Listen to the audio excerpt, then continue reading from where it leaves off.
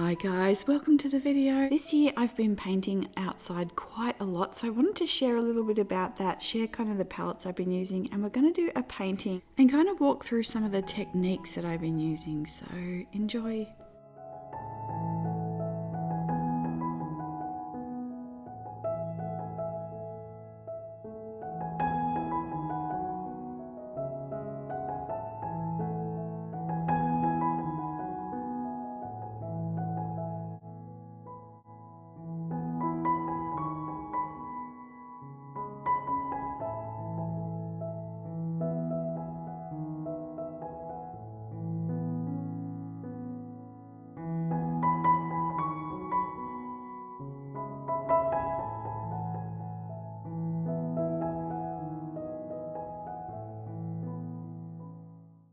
Okay, so this week we were going to do the swatches from this wooden palette, but I have been kind of going through this. I've been painting a little bit from it, and I've kind of changed it around a few times. I want to wait for a couple of extra colors to put in there before I kind of do the swatch video.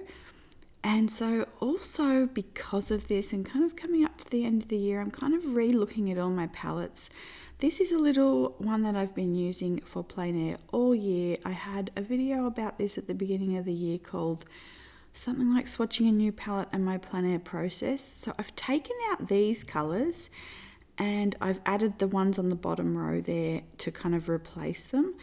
And so I took this palette out for a little trial run the other day, and literally it was just a very quick sketch. I had Millie with me, our dog, so yeah, it was just very quick, but I wanted to kind of just see if the palette was right and kind of the way I was kind of hoping it would work out. So I've really enjoyed it, and we'll actually swatch this one out in the next video. This year I've been doing videos every kind of 2 weeks. You can see here's my little kind of outdoor setup. But yeah, I've been doing videos every 2 weeks, and coming up to Christmas, I want to try and finish off some of the videos I've had in mind. So we might be doing extra kind of small videos in between those 2 weeks if I can get that organized. But you can see there I have brought out kind of my palette, a paintbrush. This is the Incredible White Mask, and I bring a paintbrush specifically for that. I've been really enjoying using that. I can also do a little bit more about that in another video, but I've been really enjoying kind of using that to mask off some areas, and it helps to get some of the painting done a little bit quicker if you only have a little bit of time. I've also been enjoying these Daniel Smith watercolor sticks, so I like to dip them in the water and then use them. And then I like the fact that you can go back in with your brush and soften out some of those marks, or you can leave those for the kind of the texture that they provide. So yeah, they've been quite nice as well.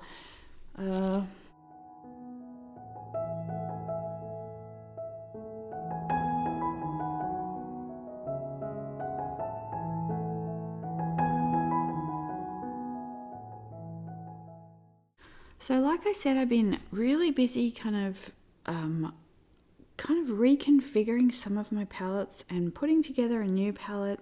So it's always an interesting process, and I really enjoy going through and kind of thinking about everything. Do I have enough of the colors that I need or that I want to use? And yeah, like this month has been quite busy, so kind of reconfiguring the palettes has been kind of the most thing that I've done. And this is kind of something I more will do in January, but I've really enjoyed doing it now because I kind of know, that I've been using these quite regularly, and it's quite nice to kind of look at that. So the one on the top was like, this is the old one, and then this is the new updated version of this palette. So you can see that I've added some of the darker kind of colors in there. I had those actually as little dots on the palette lid, and yeah, I was finding that I was reaching for those a lot more than some of the other colors. Like you can see here, I've got these little bits of paint kind of all over the lid and all over the mixing area. And so a palette for me has to kind of serve two purposes. One, that when I open it, I really love just the feeling of it. And then two, I need kind of it to be working the colors that I want, and kind of interesting and different colors as well. So I'll put, like you can see, a little bit of what I've squeezed on the lid there is the hibiscus, Daniel Smith hibiscus. So it's a shimmer color. And I thought it might be quite nice just to add to sunsets and, I don't know, just different things. So I'm also showing you that I've kind of divided the palette up into 4 different mixing areas. So the one that I was first kind of mixing in is more the browns, but I do like often pull in, and like browns and neutrals, but I do often pull in like other colors into that. And then I have like this pink side here. I have like the blues and violets on the right of that. And then I've got a green one up in the kind of top left over there as well. So I have really enjoyed kind of separating out the mixing areas into some of these different colors.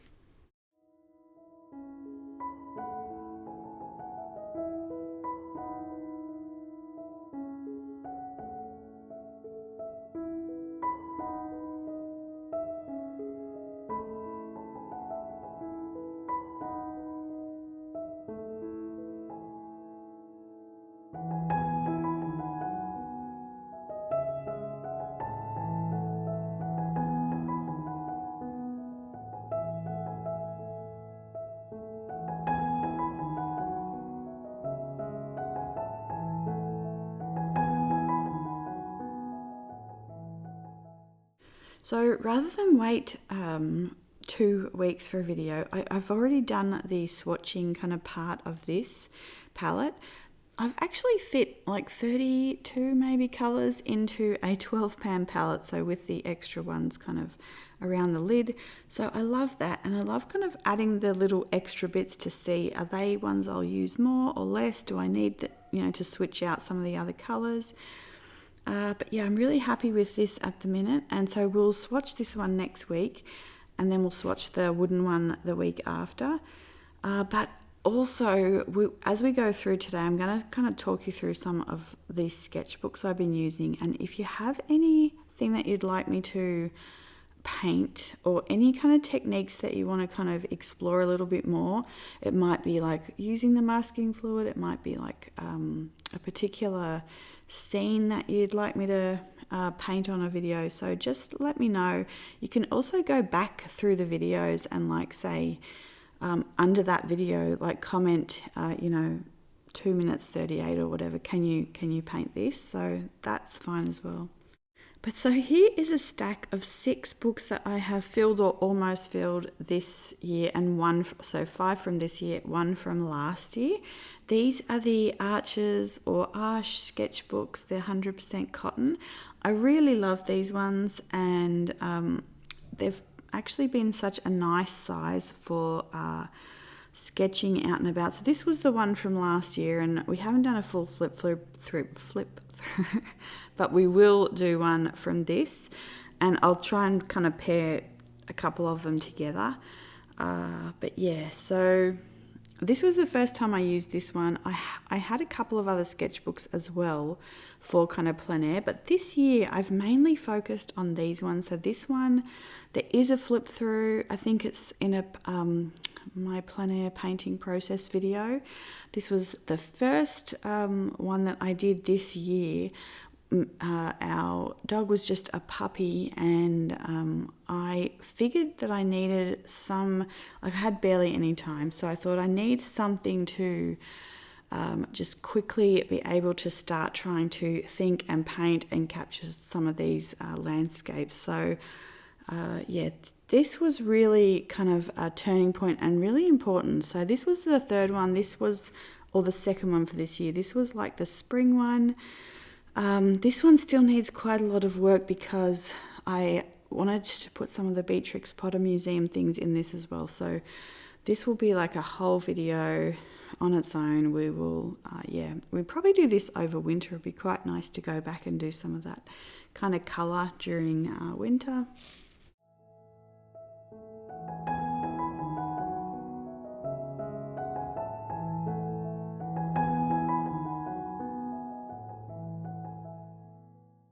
So this was the summer one, or let's say spring, summer. So I started this one in May and then went through to July, I think. So yeah, I started kind of putting in a cover page and then almost like a title page as well. And then I would launch into these sketches. So it kind of went from spring and those like bright spring greens into these deep lush kind of greens of summer, and then some of like the softer evenings as well, some of the really hot days that were quite hazy. So, and again, like trying different techniques, trying different just different layouts, different like formats, and yeah, like different colors. It's quite nice. It's like kind of a journal for the year through kind of landscape or through the weather. So this one here is the one we're going to focus on today. After I finished that one, I really wanted to focus on some night scenes or some nocturne paintings. So we'll do a flip through of this and then we will paint kind of one of the sketches. So this one here is my current one. This is the autumn one. And like I said, if you have any kind of thing you want me to kind of focus on, we'll do that in the next video with the palette swatches, and I can like do some little sketches of some of the different techniques or ideas that you'd like kind of to see. But like this was the first one I did, and this was, I used the masking fluid to put the rain in, and then I went outside. You can see the rain drops on there. I went outside and actually painted this in the rain on plein air. So and again, this one with the masking fluid, and you can like see the raindrops in some of this. The rain kind of stopped a little bit here, but yeah. So like for these ones, I put the masking fluid on inside, and then went out and kind of did the sketch. So yeah, and then this is kind of where I'm up to with this one. You saw a little bit of the left-hand side on at the beginning, and then the right-hand one is kind of one. So what I'll often do is one kind of outside, and then I might come in and refine it a little bit. So take a little bit more time, maybe think about a different color scheme. I might try compositionally kind of moving some things around and just kind of thinking my way through it. What's been interesting all year is there's always a different and new kind of scene. So yeah, you can see here some of these night scenes. And so this is the sketchbook we're going to look at today. So this is the Nocturne one that I started. And what I do with these title pages or like the cover pages is I actually come back and I'll paint this when I've almost finished, or when I'm through kind of the sketchbook, and I kind of feel a little bit what's been happening. So the birds in the middle of this one, every night when I was taking Millie for a walk, there were just birds like quickly scurrying through the sky to get home before the bats came out. And it was just like, like they just kind of were in such a flurry, like, oh, I stayed at my friend's too long. I got to get home. So it was quite nice. So I wanted to put that at the front. And you can see that I also use a little bit like of text or some frames as well. So this one here, I was out with Millie. It was actually dark, but something was in my eye and I was squinting, and like this little sliver of a slightly pink moon. That's kind of what I saw when I was squinting. So I just wanted to document that. And yeah, you'll see through this sketchbook, I started here thinking about the clouds, and I didn't want to do just a wet watery wash and kind of have that all kind of combined. So I started to kind of think, because these are quick sketches, how can I kind of change the techniques a little bit to fit into the time frame. So this was one where we did... we went to some fireworks on July 4th, and so, yep, I've put those in. Fireworks are actually quite difficult with watercolor, again, because you have like everything kind of blending together. So, but I did use masking fluid again here, and then I used masking fluid. This one is the fireflies. We get beautiful fireflies in July, and... really, really love them. So I used the masking fluid for the actual little fireflies. Then when I took that off, I went back in and kind of painted the green. So yeah, again, looking at these kind of scenes, I couldn't get a lot of good footage of this, but like just before, kind of at dusk, and you get these really moody, beautiful colors, and then these little green lights just coming out, and it's so lovely. Like, yeah.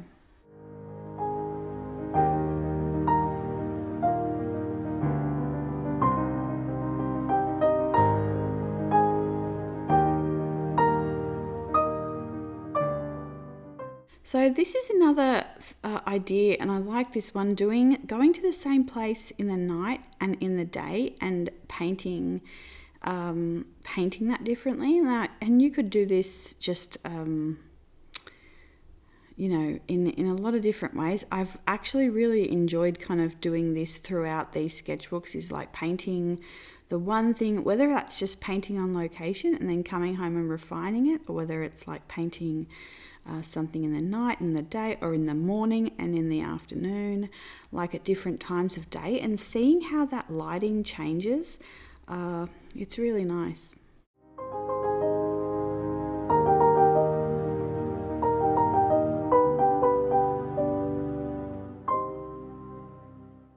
With that one as well, I zoomed in a little bit more, so you could also do something further out and then zoom in a little bit. This one here, this was not actually one where I did on location. I did this from this, which was in another sketchbook, and when I was standing there, this was so beautiful and kind of unfolding in front of me, and I had no idea how to kind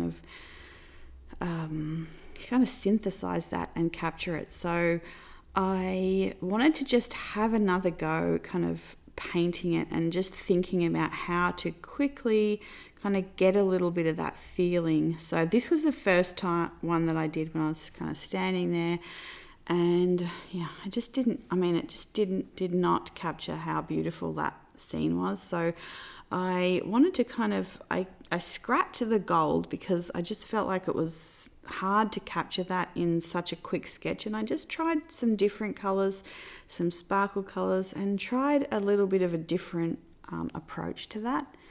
So this one was again a night scene. Some of the beautiful kind of night, like the clouds are quite bright, the stars are bright, the silhouettes of the trees, and yeah, thinking about that and how to layer that up. Also then this one, I was standing there with Millie. On one side you saw clouds, on the other side you saw clouds, and when I looked right up, there was like this place where kind of the clouds merged and there was this opening of sky. It was really beautiful, so I wanted to again just quickly capture that. At this point I had just found John Wolseley's work as well. He's an Australian artist, and I might put a couple of his videos, link them below. So I loved his work, and I was just thinking about that very watery washes that he does. And then I guess this one is a little bit more like of refined, and again, I'm thinking about these sunsets and how far can I take it, should I, like, what are the different colors, and how to create that mood. So this was one I again just did inside, because again, like, I've found it very difficult, right? You're standing there and right in front of this really beautiful scene, and yeah. So anyway, this was where I felt like I'd been working on these clouds and this kind of night situation and how to get this to work. This is probably my favorite sketch in the whole book. So I kind of figured out a formula where I could capture this quickly, and it kind of worked. So that's what we're going to kind of use for the sketch. We'll paint that in a minute. So this was again another scene where I tried this. I did this in spring, and I'll show you the 3 different kind of variations of this. So the spring one was the top one, very bright greens, light and soft day. Then I did the night scene, and then I've just done the autumn one. So the hydrangeas have gone kind of red, yeah, there's been quite a lot of rain. Everything's like darker and greener. So yeah, it's very interesting kind of revisiting that same subject and in different lighting and different situations. So one thing I've been enjoying is kind of taking a double page spread and putting little similar things. So for the wildflowers, I did those. You'll see in a minute mushrooms as well. But in this double page spread, I picked the moons, the different moons that I was seeing. So just a little snippet of something. So the first one, the moon was kind of a crescent shape and it was a little bit pink. And then the sort of subsequent nights after that was quite orange. And then this was one morning, just after the supermoon, and I went out with Millie, and the moon was so big in this like blue morning sky. It was really beautiful. And so then I tried a couple of different things. I just left this one in pencil, and then I just put the warm grey micron over the top of that. And then this one I did a little bit of sparkle in the moon. This one also was unfinished. I started this one. I'm not sure, something happened, and then I just, I think I had to take Millie or something. So then I just left that, and that will just be an unfinished sketch. And then these two here are, again, like different types of lighting to create these different kind of night or dusk or evening moods. So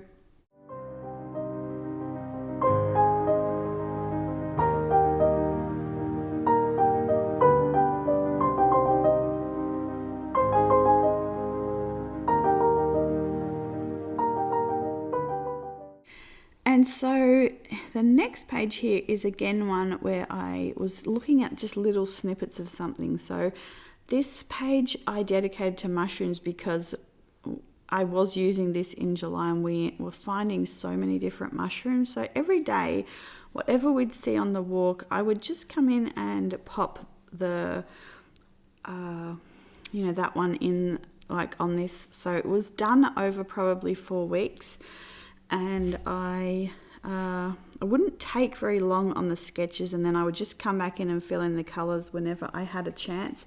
I then started to add like butterflies or insects we saw. Here you can see like this is the same mushroom on different like levels of decay, and again this one's the same mushroom growing. So this is like the same mushrooms that I just showed when it got really large and kind of also then started to wither. So yeah, really it was just really nice and something interesting. So this is the last page, and I'm gonna kind of talk you through some of these techniques that I kind of worked on and kind of worked out while I was doing this. And then this is the tracing paper that I used to kind of transfer this frame to a few of the, I made it up in kind of one of the books, and then I wanted to keep using it, so I just transferred that. But I'm going to do a screenshot of that here. I'm just also showing you that, see, like this is quite a thick board at the back, so it's really nice to, okay, so I don't have time to make a printable, but you can screenshot that, and you might have to darken that in so you can trace it. But yeah, it's been quite nice to kind of add something inside it and then also paint around it. But what I'm showing you here are just kind of some of the colours that we've been using, that we'll be using, or that I've been using for the night scene. So the first one there was Daniel Smith Indigo. This one is Lutea. It's the strawberry grey. It's just a really beautiful kind of softly granulating one. So any kind of granulating black, like a lunar black. This one is like a granulating black mixed with like the Wallace and Seymour Shimmer Iron Glimmer. So this is like one of my colours, but you can easily kind of mix that type of thing. This one again is like a deep brown, like an umber, mixed with the Shimmer Iron Glimmer. And then this one is the Creamer Violet Iron Glimmer, which again is just like a violet earth. This one is, or like a Caput Mortuum. This one is a similar colour to the one we just mixed, but add pearl white to it. This one's actually Côte d'Azur violets. This is one that I make, but you can make one with kind of any violet earth and like a pearl white. This one's also pink pipestone. You can see those kind of granules in it, but again, like a burnt sienna and a pearl white, or just like a burnt sienna. This one is the Incarnate one from Creamer. It's just a beautiful peach color, something like a Naples yellow red. And then this one is the Buff Titanium from Isaro. So those are the types of colors that I've been using. So we'll just quickly kind of do a sketch of this. So basically we're using curves going down the page, smaller curves, larger curves, and then we get sort of to a point where we go down and then we start going up the other side. But what I'm going to show you, like this side should be, so on the right, that needs to be a little bit lower, and on the left, make the clouds a little bit higher. And then that's the lowest point, kind of 2/3 along the page, you'd have the lowest point of the clouds. And then kind of adding some on the bottom here as well. So this is nice to kind of sketch this out on a just scrap piece of paper, so you kind of have an idea before you start painting where you're going with the paint and what kind of shapes you're going to make. So we're also going to add in a cloud here, and again some larger curves, some smaller curves, and then somewhere around here we are putting the moon. And you can see here I'm also just showing you kind of the little kind of light kind of lines there as well. Okay, so for this, I'm using this other plein air palette which has more darker, these kind of, this is probably the first time this year when I was using this palette. I was using this, when I was painting in this sketchbook, I used this palette more. All the other sketchbooks I used the little pink one more. So you can see I'm just getting some of that kind of violet earth, like a brown, a kind of a purple leaning brown, adding the Buff Titanium, and then starting to, and adding quite a bit of water, and then starting to softly put these clouds into place. So you can see I'm going to leave sort of space at the bottom here for those bottom clouds that we're talking about, that we kind of sketched out as well. So I'm just leaving that blank for a minute. And this is not exactly like, you know, if you were going to do more of a finished painting on this, you could do wet into wet. But what I'm looking for here is how to do something quickly on location when and not sort of get a muddy mess on the page. So you can see here now I'm going back in and I am filling in these bottom kind of areas here, and I'm leaving a little white line there between kind of what I have already put on and then what I want to put on next. Then I get a smaller brush and I'm actually going back around the kind of edges and adding water there to kind of soften that out. It doesn't really matter if it's already dry because this is a very thin kind of pale first wash. So that's fine. We're just kind of adding this water, and this is how we're going to kind of blend this and make this a little bit of a nice and interesting blend into the sky.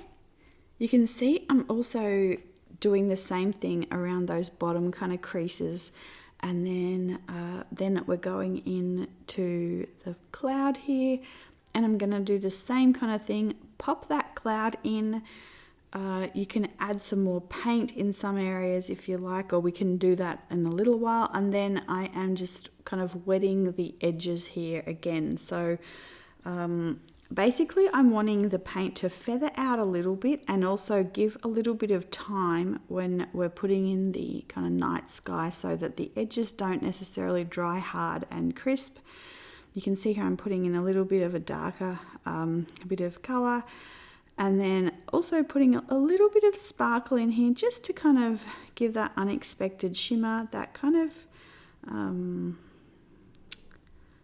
just the enjoyment of the moment. It's like such a nice moment. I'm also giving a little bit of this peach color in here to add a little bit of glow into the clouds.